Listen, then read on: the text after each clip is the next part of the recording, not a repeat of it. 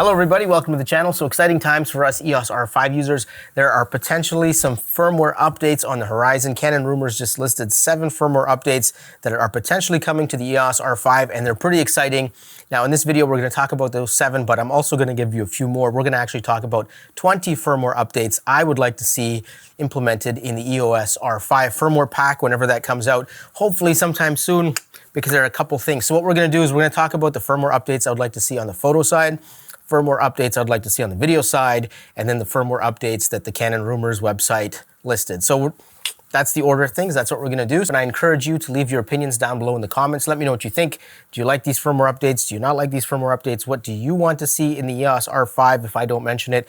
And let's have a little discussion down there. Let me know what you think, because this is a pretty awesome camera, and with firmware updates it's gotten significantly better since it was when we first got it, but it still could use a few more improvements. All right, so number 1.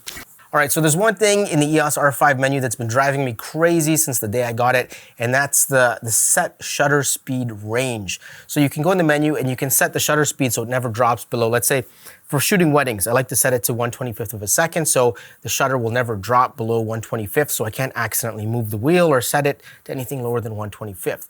And that's great, but the Canon menu system is designed so that there's a certain set of menu options and custom modes for video and a certain set of custom modes for photo. But for whatever reason, the set shutter speed range crosses over on both sides. So if I set it to minimum of 1/25th of a second for shooting photos at a wedding and I want to shoot video, now all of a sudden I can't shoot at 50 frames a second if I want to shoot at 24p, because I have to go into set shutter speed range and then drop it down to 24 or drop it down to 50. But if I leave it at 50 when I shoot photos, I can accidentally switch my shutter speed to 50th and I get really blurry shots. So I'd like to see the set shutter speed range separate for photo and separate for video. That's super handy, because that's one of those things that's just been annoying me like crazy.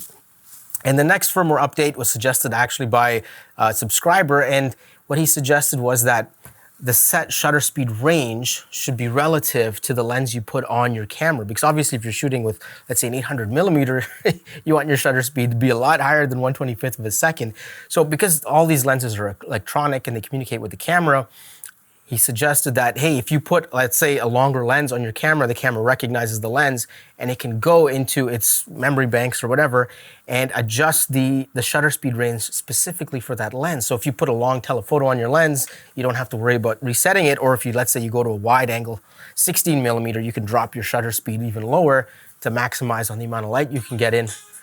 So you can maximize on the amount of light you can get in. And I thought that was a really cool idea, because these cameras are like mini computers and they do know what lens is on the front, so why not have custom settings for each lens? All right, so here's something I'd really like to see, and that's autofocus snap to grid. So you have that 3x3 grid or 9x9 grid. There's different grids on the EOS R5. And what I would like to see is when you hit the joystick to move the focus point, it just snaps to one of the intersections on the grid. So for example, if you're shooting with the rule of thirds, focus point will snap to one of the points. So there's 4 points you could snap to, and if you push the joystick straight down, it'll just snap right to center point focus.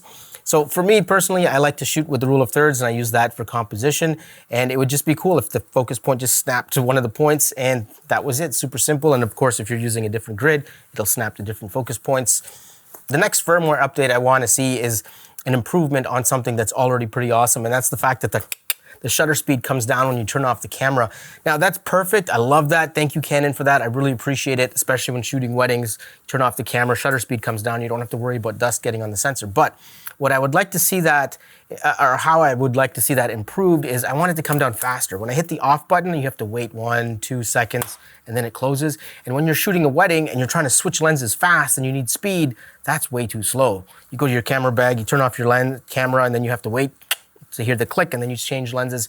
It'd be nice if, like, as soon as you hit the off button, the shutter came down right away and it was instantaneous. Now let's talk about zebras in photo mode.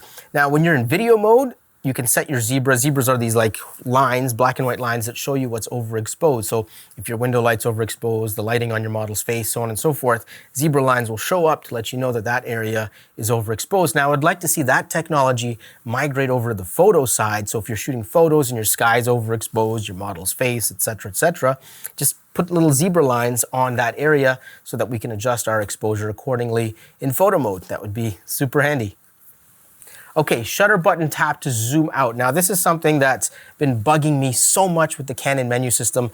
I like to shoot with vintage lenses and manual focus lenses, and this is something that's probably annoyed everyone who uses Canon and shoots with manual focus lenses. So when you have the lens on the front of your camera and you want to zoom in for critical focus, you hit the magnifying glass, camera zooms in, right? The display zooms in, you align your focus, you get everything good, then you have to double tap the zoom button or the magnifying glass button to get back out, and then hit the shutter button to take your shot. And it doesn't make any sense because things move and shake, and especially if you're shooting with this is a 1.5 lens, you could lose critical focus. So what I would like to see is that if you zoom in and you get critical focus, to zoom back out, all you have to do is tap the shutter button and then push it down all the way to take the shot. It would make it so much better. Like just tap the shutter button to zoom out. That would be a huge, huge, huge bonus to anybody who shoots with manual focus lenses.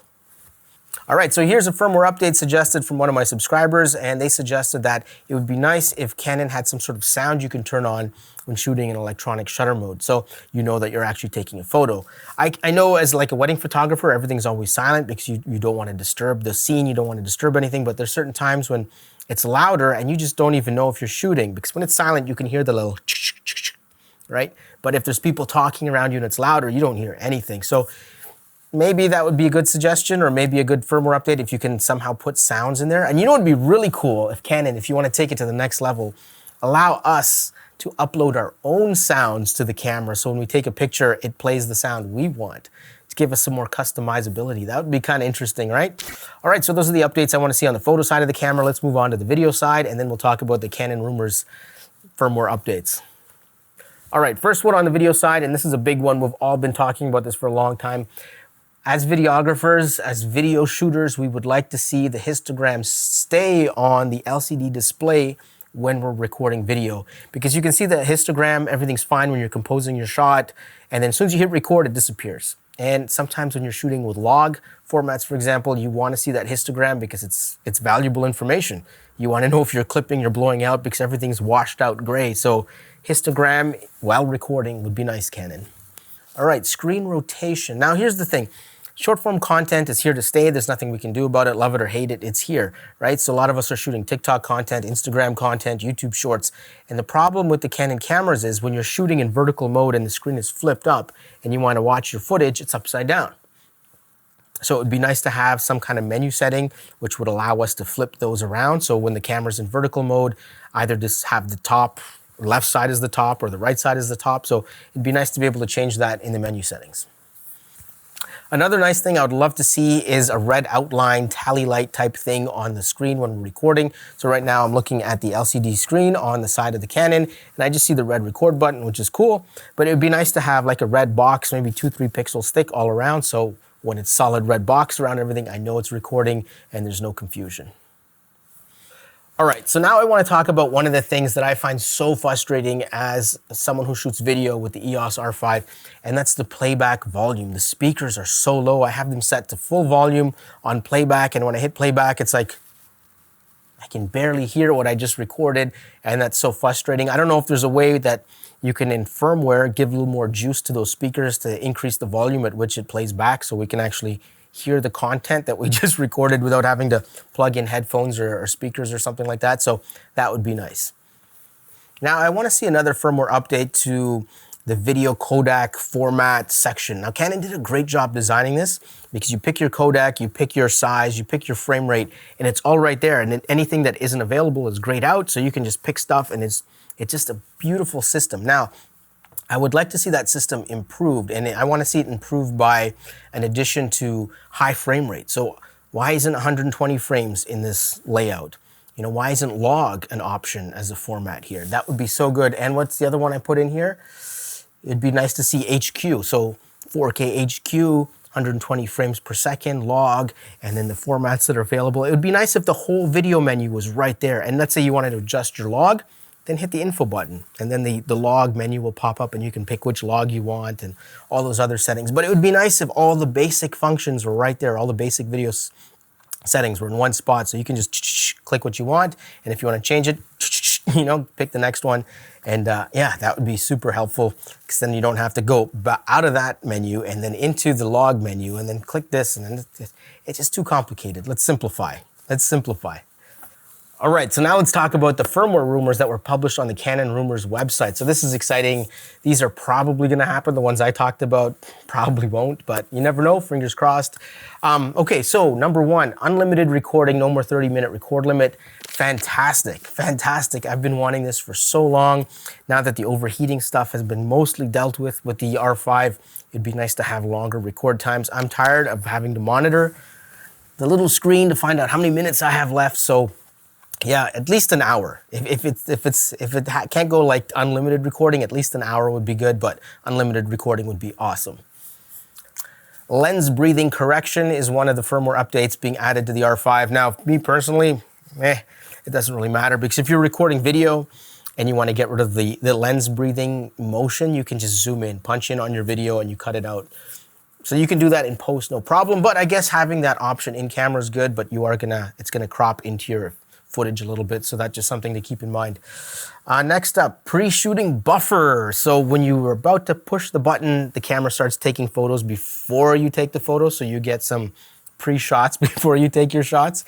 I don't understand the name of pre-shooting buffer. It's just pre-shooting. The buffer is always pre-prep before you push the... Anyway, that's a debate for another time. So pre-shooting, that's one of those things I've heard a lot of people talking about, and they want it in the R5, so that's awesome. That's coming.